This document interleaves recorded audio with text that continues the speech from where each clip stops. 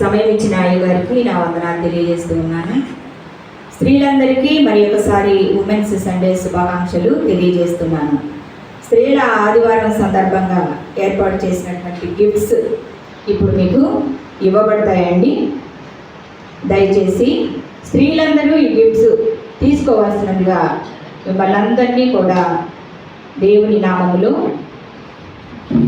మిమ్మల్ని అందరినీ కోరుకుంటున్నాను. ఇప్పుడు గిఫ్ట్స్ ఇవ్వబడతాయి కనుక వెనుక బెంచ్ నుంచి స్త్రీలు ముందుకు రావాల్సినదిగా కోరుచున్నాము.